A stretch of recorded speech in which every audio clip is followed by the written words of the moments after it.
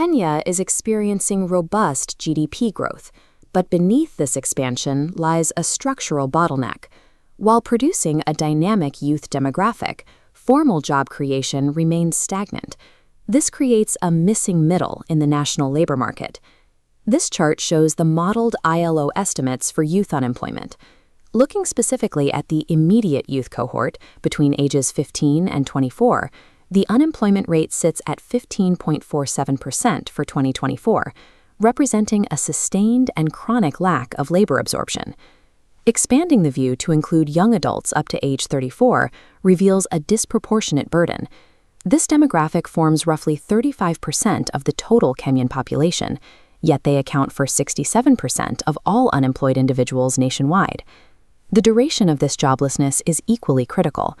For the 20 to 24 age bracket, long-term unemployment, 12 months or more without work, sits at nearly 10%.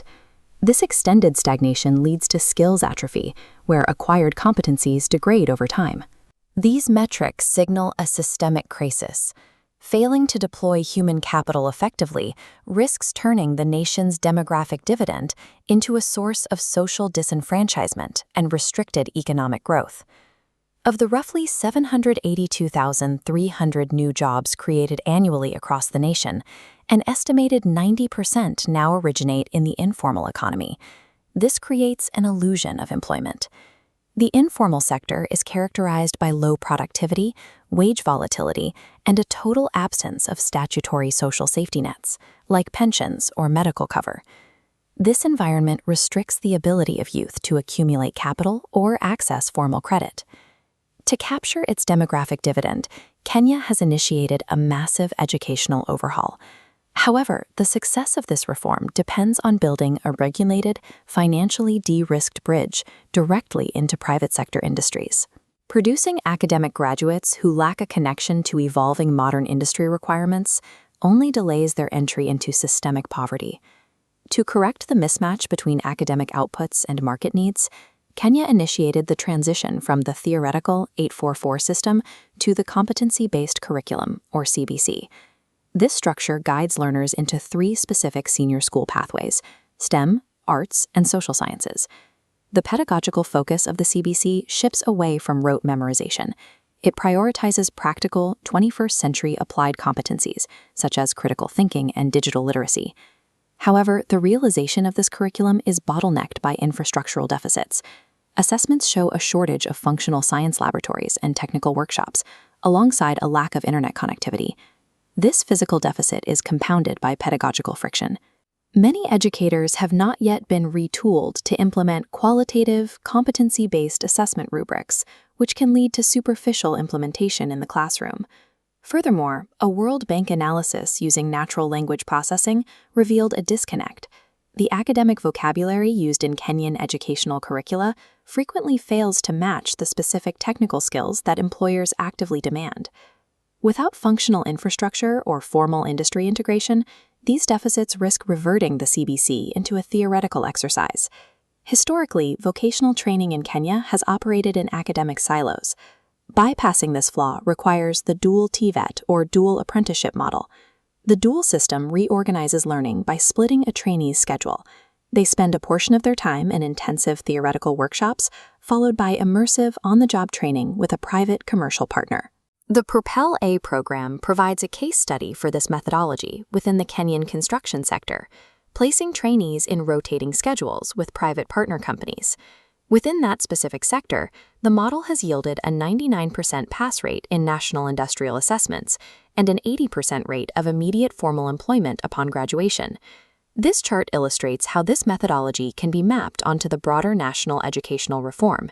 It establishes paid apprenticeships as the translation layer connecting CBC pathways directly to targeted industries. Isolated institutional training struggles to meet industrial standards. Dual apprenticeships provide the mechanism needed to convert the outputs of the CBC into verifiable workforce readiness. Aligning educational outputs with stagnant industries offers little security. Interventions must target highly capitalized, high-growth frontier sectors to ensure long-term labor absorption. This table outlines how the new CBC tracks can be paired with precise technical skills and localized commercial partners. The first target is edge computing and hardware architecture. Driven by 5G rollouts and data center investments, this sector is expanding beyond consumer-facing software. Building this physical infrastructure requires a specialized workforce. Employers need professionals with a hands-on understanding of CAN toolchains, microcontroller programming, and real-time IoT sensor integration. The second sector is sustainable green technology. With Kenya already generating over 90% of its electricity from renewable sources, the green transition is a major job creator. Executing these projects requires proficiencies in EDGE certification standards, the use of mass timber biomaterials, and the management of real-time battery telemetry in the e-mobility market. The final frontier is the digital creative economy. Contributing over 5% to the national GDP, this sector supports hundreds of thousands of jobs and acts as an economic multiplier. However, high levels of informality hinder growth. Moving toward a professionalized sector requires training youth in digital media production, RTMP streaming, and 3D animation within solvent, structured studios. Positioning youth in these sectors aligns them with high growth trajectories and roles that are historically resistant to automation. The primary barrier to this pipeline is capital liquidity. Small and medium enterprises form the backbone of these frontier sectors, but they often lack the working capital to absorb unproven trainees.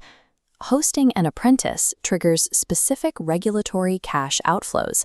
Employers must comply with urban minimum wages of roughly 18,530 shillings per month, match a 1.5% statutory housing levy, and remit industrial training levies.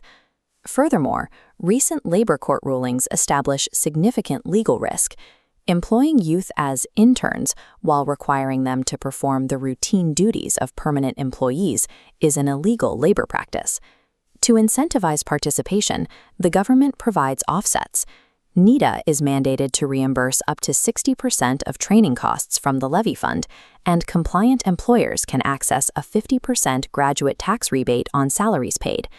Despite these future rebates, administrative friction, such as mandatory reporting to the National Employment Authority and covering medical exams, can deter SME participation. These unit economics are often skewed against SMEs. A startup may struggle with the initial unproductive months of a placement without an external de-risking mechanism to protect its cash flow. To bridge this gap, the model requires the mobilization of catalytic impact capital.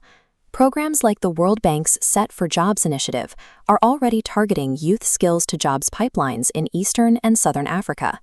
This creates a blended finance vehicle. Impact investments supply short-term wage subsidies to cover the apprentice's minimum wage and statutory deductions during the initial training phase. This immediate liquidity injection protects the SME's cash flow. It maintains the placement until the apprentice reaches commercial productivity and regulatory tax rebates are processed. This creates a functional loop between academic theory and private sector productivity. It leverages the CBC Foundation and uses subsidized dual apprenticeships to overcome SME financial barriers. By deploying this regulated, financially subsidized training ecosystem, Kenya can systematically address its skills mismatch. It provides a pathway to dismantle the informality trap and move the youth demographic into the high productivity roles required for a resilient 21st century economy.